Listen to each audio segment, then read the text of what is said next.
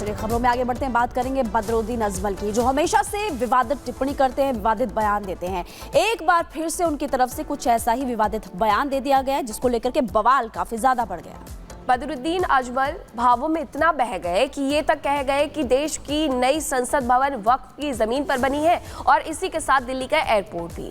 आखिरकार और कौन कौन सी इमारतों का उन्होंने नाम लेकर के ये कह दिया है कि वक्फ बोर्ड की जमीनों पर इन्हें बनाया गया है, इस रिपोर्ट में देखें।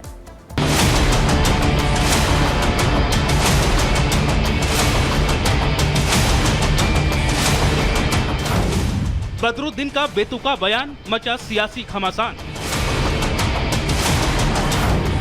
संसद से एयरपोर्ट तक वक्फ संपत्ति का दावा। देश की नई संसद भवन वक्फ बोर्ड की जमीन पर बनी है। दिल्ली का एयरपोर्ट भी वक्फ की जमीन पर बना है।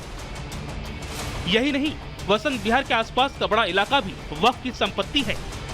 ये हम नहीं कह रहे, बल्कि ये दावा पूर्व सांसद और AIUDF चीफ बदरुद्दीन अजमल का है। पार्लियामेंट भी खुद, और आप लोग रिसर्च करेंगे मिलेगा, वक्फ की प्रॉपर्टी का लिस्ट आज पूरी दुनिया में आ चुका है। उस पार्लियामेंट है वो खुद भी पूरा का पूरा इलाका, वसंत विहार का पूरा इलाका, एयरपोर्ट तक, यहाँ तक के बहुत से लोग कहते हैं कि एयरपोर्ट भी यही वक्फ की प्रॉपर्टी के ऊपर बनाया गया। सुना आपने, वक्फ बिल के खिलाफ नाराजगी जाहिर करते करते बदरुद्दीन अजमल इतना आगे निकल गए कि उन्होंने न सिर्फ देश की संसद बल्कि दिल्ली के एक बड़े इलाके पर वक्फ का दावा ठोक दिया। बदरुद्दीन यही नहीं रुके, उन्होंने आरोप लगाया कि सरकार वक्फ की जमीन को हड़पना चाहती है। बदरुद्दीन के बयान पर देर न करते हुए बीजेपी ने बड़ा पलटवार किया। बीजेपी ने बदरुद्दीन के इस बयान को उनका मानसिक दिवालियापन बता डाला। ये लोग मानसिक रूप से व्यथित हो गए हैं और नित्य नए नए पागलपन के दौरे इन लोग को आ रहे हैं। जब से JPC लगातार बैठक कर रही है वक्फ बोर्ड पे, इनकी स्थिति खराब हो रही है। JPC की जब निर्णय आएगा तो इन लोग का दिमाग सही होगा। हालांकि बदरुद्दीन का विवादों से पुराना नाता रहा है। इससे पहले भी ऐसे कई मौके आए जब उनको अपने बयानों पर U-टर्न तक लेना पड़ा है, लेकिन इस बार वक्फ संपत्ति को लेकर किए गए उनके दावों पर निश्चित ही सियासी घमासान और बढ़ने वाला है। Bureau report, Republic Bharat.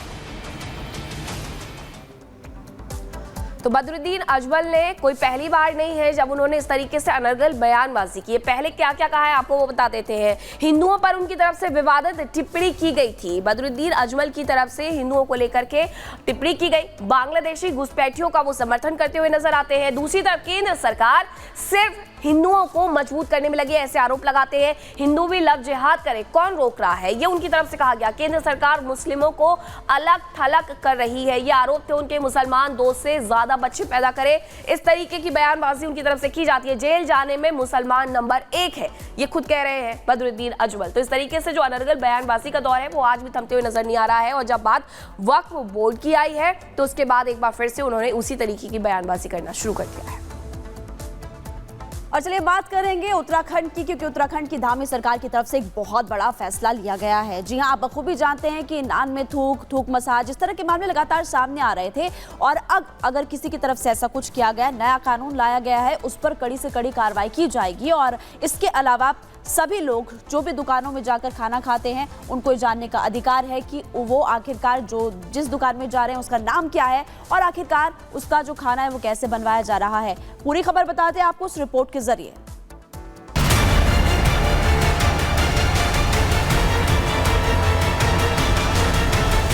Juice में थूक, रोटी सब्जी में थूक, मसाज में थूक, चाय में थूक। बीते कुछ समय से देश भर में खाने पीने की चीजों को दूषित करने और उसमें गंदगी मिलाने की घटना की बाढ़ सी आ गई है। हालात ये हुए कि न ही होटल में खाना सुरक्षित रहा और न ही घरों में मेड के हाथों परोसे जाने वाली थाली में शुद्धता की गारंटी बची। जब पानी सर से ऊपर पहुंच गया तो एक्शन लेना सरकारों की नैतिक जिम्मेदारी बन गई। इस दिशा में पहला कदम मुख्यमंत्री योगी आदित्यनाथ ने उठाया। सीएम योगी ने साफ कर दिया कि थूक जिहाद को प्रदेश में बर्दाश्त करने वाले नहीं हैं। योगी सरकार इसे रोकने के लिए नया अध्यादेश लाने की तैयारी पूरी कर ली है। जल्द ही मामले पर अध्यादेश आने वाला है, जिसके बाद से उपभोक्ताओं को ये जानने का अधिकार होगा कि वो किसके यहाँ और कैसा खाना खा रहे हैं। वहीं इस मामले पर सीएम धामी ने एक कदम और आगे बढ़ाते हुए कड़ा कानून लागू कर दिया है, जिसके तहत खाद्य पदार्थों में थूक या गंदगी मिलाने वालों के खिलाफ सजा से लेकर जुर्माने का प्रावधान किया गया है। अभी कुछ दिन पहले ही देहरादून और मसूरी में एक के बाद एक थूक जिहाद की घटना सामने आई थी, जिसके बाद सीएम धामी ने अधिकारियों को इस पर सख्त कार्रवाई करने के निर्देश भी दिए थे।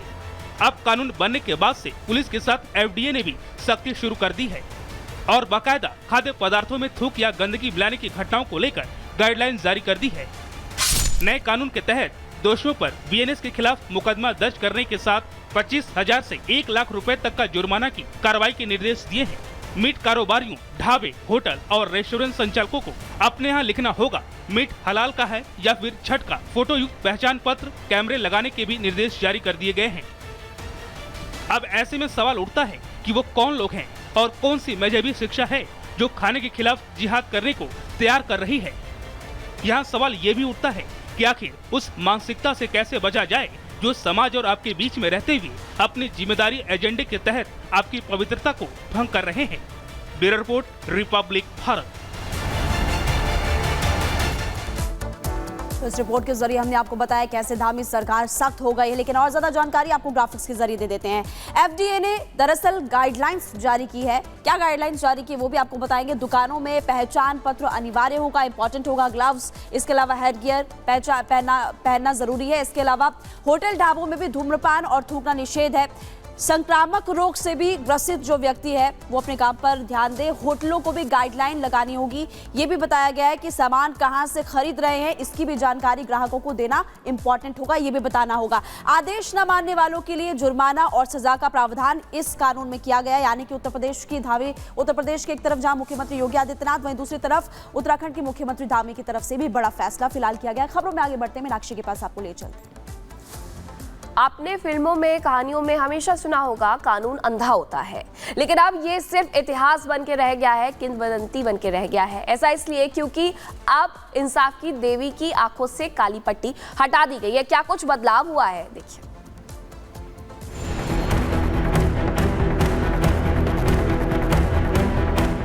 कानून अब अंधा नहीं कहा जाएगा, क्योंकि कानून को आंखें मिल गई हैं। न्याय की देवी की मूर्ति की आंखों से पट्टी हट गई है। इंसाफ की देवी की आंखों पर बंधी काली पट्टी हटा दी गई है। इंसाफ की देवी की जो पहले मूर्ति थी उसमें उनके एक हाथ में तराजू, दूसरे हाथ में तलवार और आंखों पर काली पट्टी बंधी थी। लेकिन जो नई मूर्ति बनकर सामने आई है, सफेद पत्थर से बनी इस इंसाफ की देवी के हाथ में तराजू तो है, लेकिन आंखों पर पट्टी नहीं है। वहीं दूसरे हाथ में तलवार की जगह संविधान है। साफ है कि सांकेतिक तौर पर यह संदेश दिया जा रहा है कि कानून अंधा नहीं है। सबको देश के संविधान के आधार